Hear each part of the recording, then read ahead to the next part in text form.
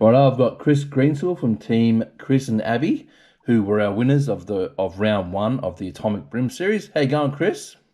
Good. Thanks for having me. No worries at all. Now, before we get on to the win on the weekend, you're currently in the middle of packing up, ready to head off to Malakuta for the ABT round down there in the morning. So, how's all that going? How's all your prep going?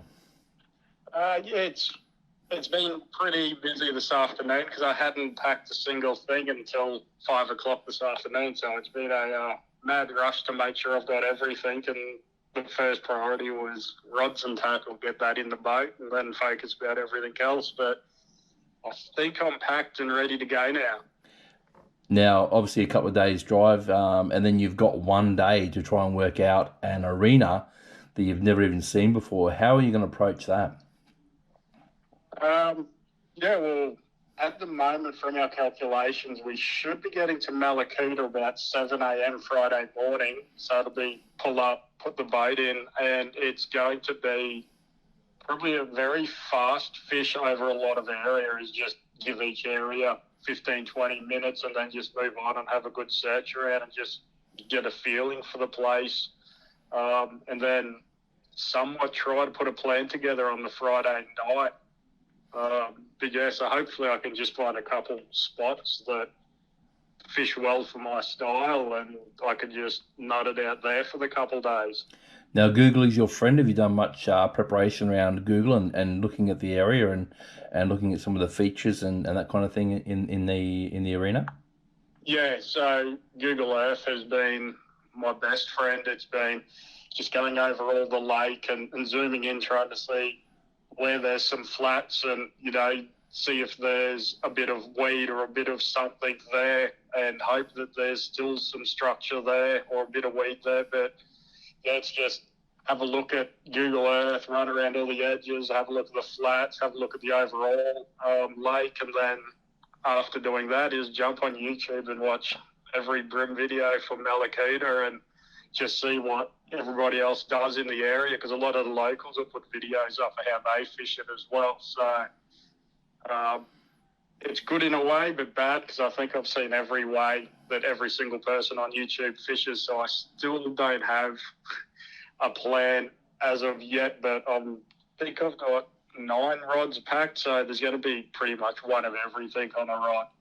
And throw everything at them. Now, Malakuta, big black. It has blacks and yellows, but it's a big fishery. So I know over the years we've seen a lot of bags over that 6 kilo mark, which when you put in comparison to the Gold Coast, where we occasionally get the odd 4 kilo bag, but in the most it's only between that 2 and 3 kilos is classed as a good bag on the Gold Coast.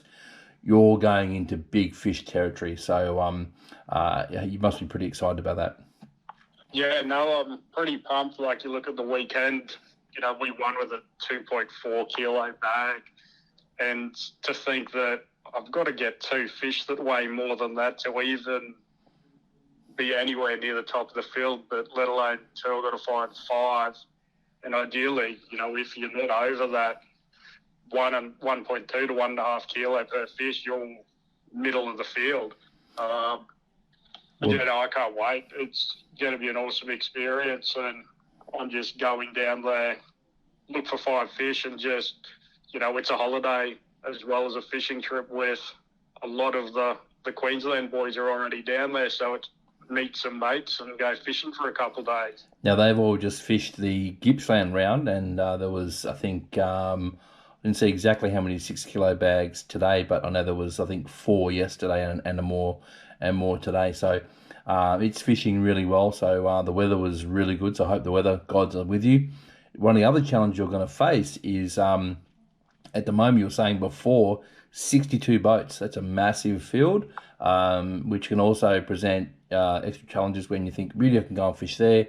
You rock up and then there's 5 boats on that area. So it will be a challenge for you, but also pretty exciting to be part of that. Yeah, no, 62 boats, and you're like, well, that's a lot of boats starting in one spot, and I think my starting position is 58th or 59th, so I'm going to be literally sitting there biting at the tooth to go, and I'm just going to watch all these boats leave. Well, I've just got to sit and wait. But, that's a part of it. I've just got to try and work my way through it on the first day and hopefully get, hopefully a middle of the field start on the second day. But I'm just going in, catch 5 fish and see what happens. So on the weekend, you teamed up with your daughter Abby, to who you fish a lot with. I know I had the pleasure of having a day on the water with you a few weeks ago, and it's really nice and refreshing to see that really close relationship between Dad and their daughter, and her love of fishing is quite evident, and she can hold her own. So it must be pretty special having that time with her. Yeah, no, it's really special. It was, we started off fishing together last year, and it was just a simple thing of her dropping the comment of going, "Oh, Dad, can I come and fish one round?" And it turned from one round to every round, and now she's there this year straight away, pumped to get into it. And the night before, she'll come out, she'll go, "Dad, what time are we getting up?" And I'm like, "Oh, I want to be on the road by 3:30. And she's like, "All right, I'll have the alarm set for 3 o'clock. So yeah, she's pumped, she's loving it, and it's awesome just to have that one-on-one time with her. Tell us about your day and how it unfolded, and how you went about putting together your bag. Now, your length was we've actually started measuring to the fork this year, so that change in the measurement way we measure, and but we've kept the prop. So I think your length was 1420 mil or 142 centimeters. Your bag weight was 2.46 kilos. So and it was tough. Like there were a lot of teams that struggled to get a full limit, which was a testament to the actual day and the results. So tell us about how you went about and compiling that limit. Yeah, it was tough from the start. So Abby and I had a plan. When we're driving down, we just spoke about what we wanted to do, and normally whatever Abby says works.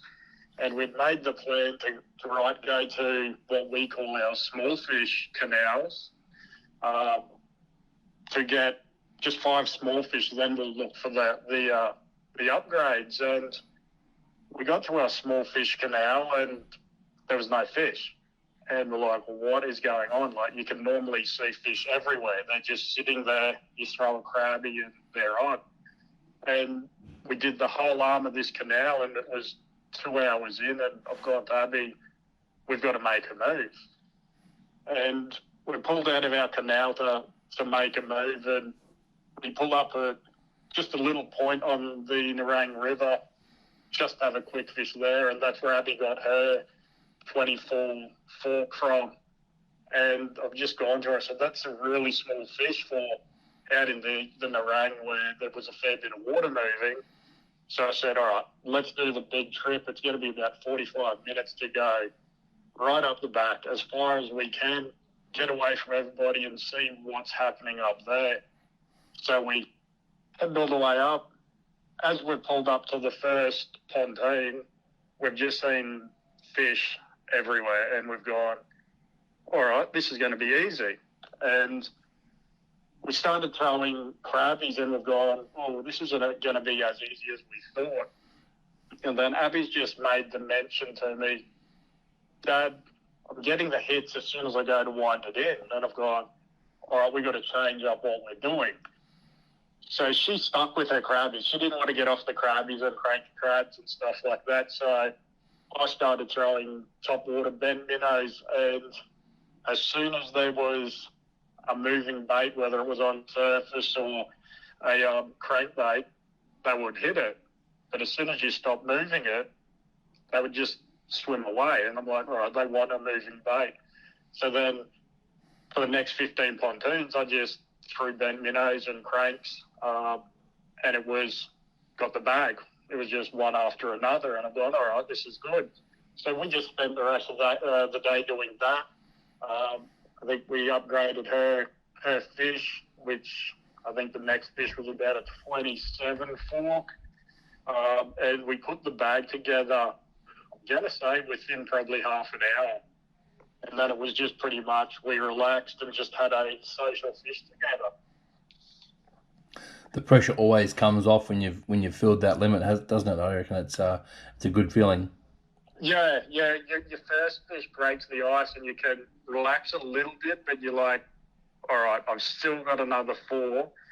And that first fish just reassures you're doing something right. They are there. Um, we could have stayed at the Nerang and sort of picked three smaller fish, which it sounds like if we didn't make the move, it would have been all small fish, or we wouldn't have got a bag. Because I think it was, from memory, it was only like the top 7 or 8 teams filled the bag. Then it was all under 5 fish. So I'm like, that just reassures we made the choice to go up the back, took the risk of losing an hour and a half of the day. So we'd already been 2 hours in. We've got to account for an hour and a half of travel. And I'm like, this is leaving us a 3-hour window to find fish and then upgrade. And then the plan come together and paid off.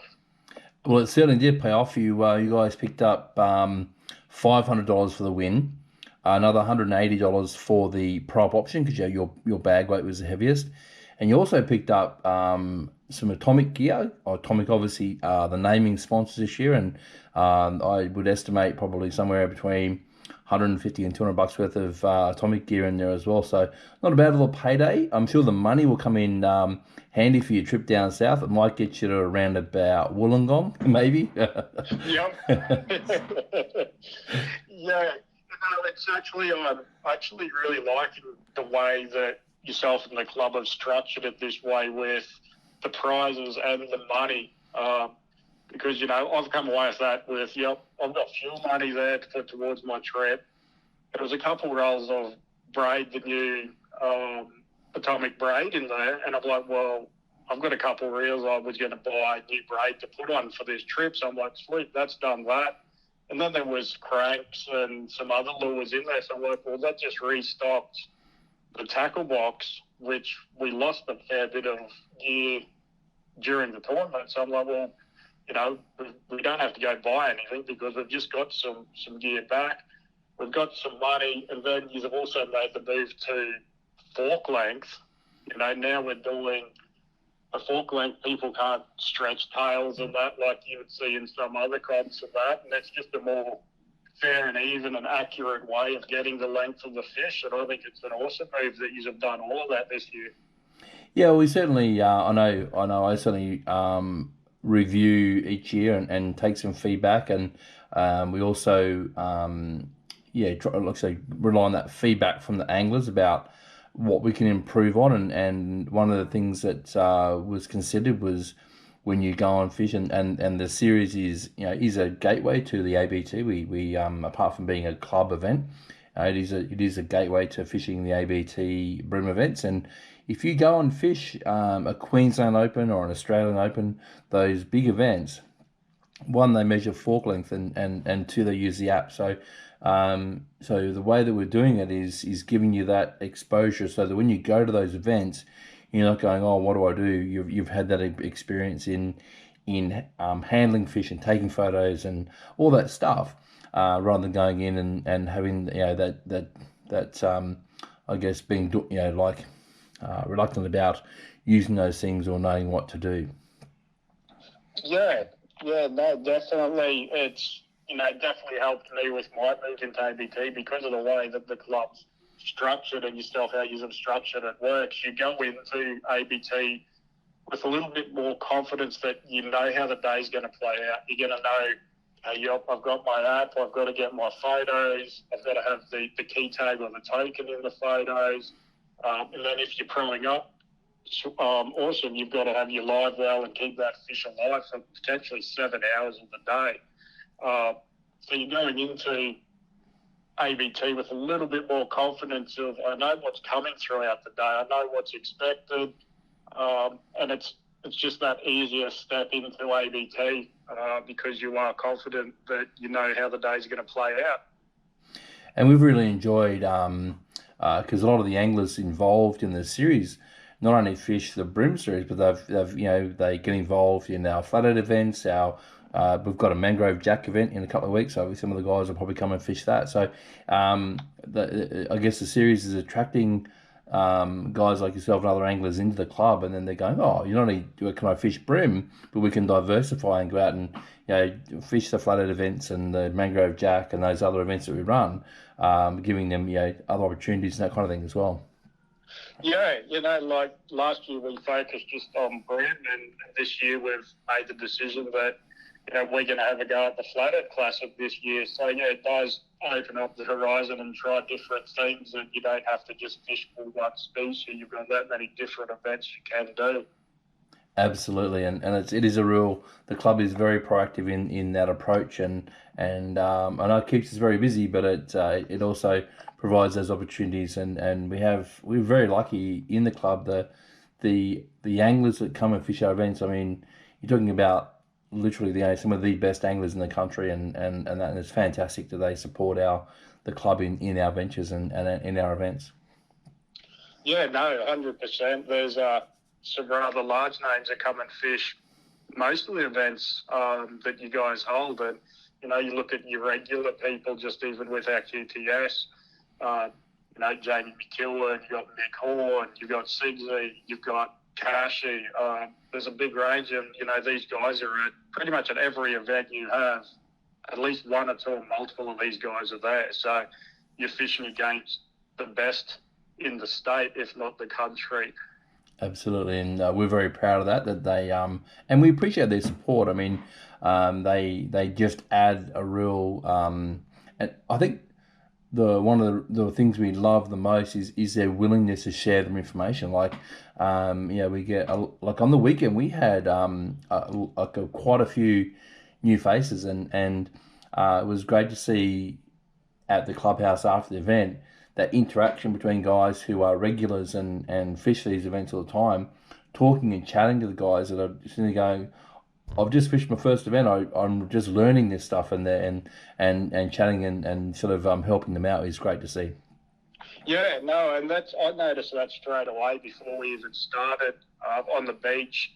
There was a father-son that come up to us, and they'd obviously seen the episode that we did of Out With You, and they've come up and wanted to see the boat and wanted to see what we were using, and he's going, oh yeah, we've got that tied on, oh, we're throwing this, do you normally throw this? And we had a chat for about 5 or 10 minutes, and then they went away and did their thing. But then I think when I was at the clubhouse, had a look around, I think we had 6 juniors there, which was awesome to see so many juniors interested in it this year. And they are the future, right? And that's where one of the things that it is great to see, like yourself. I mean, 3 years ago you were fishing, you were exclusively fishing bait, and your transition into tournament fishing is quite remarkable, and to you just topped it off with your first tournament win, which is just incredible. So it is great to see what the club is doing in all facets of the events we run, and giving those opportunities and seeing people grow and just enjoy fishing is ultimately what we're doing here. Yeah, no, definitely, and that's why I'm back this year, is because the club supports, whether you're new into it, whether you've been fishing for a long time with lures, or you've been a bait fisher and made that transformation over to lures and not trolling and not burleying. And since I've made that transition to lures, I'd never go back to bait to chase bream, because I'm getting better quality fish now once you work out what the fish want, how they react, and knowing how to catch the bigger fish with a lure. Wouldn't even consider going chasing bream with bait now. Yeah, it's kind of that natural progression, and there are some events that the club runs, like the All Species, which is on this weekend. You can fish bait in that one, and that's once again aimed at attracting the people that go, I may not have a small tinny, or I'm not quite sure what I'm doing with the lures and that kind of thing, but I can go and fish bait, and they can be involved, and it's kind of like the first stepping stone into that tournament scene. So they're great events, and I think it's something that the club does very well with its structure. It's got those what we call grassroots events to bring people in We've got this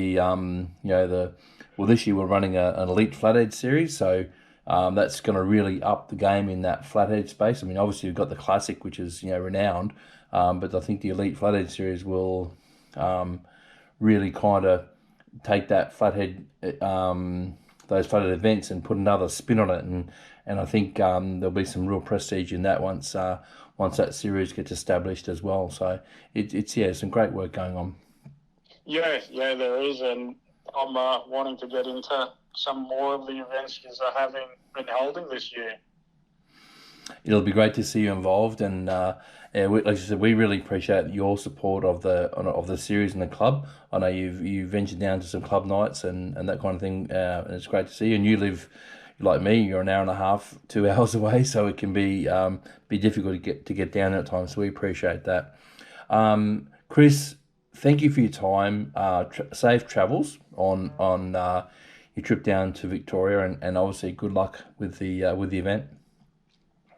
Yeah, no, thanks. I'll keep you all updated, and just thanks for the support from yourself and the club. And I'm looking forward for many years forward fishing the events that you are holding.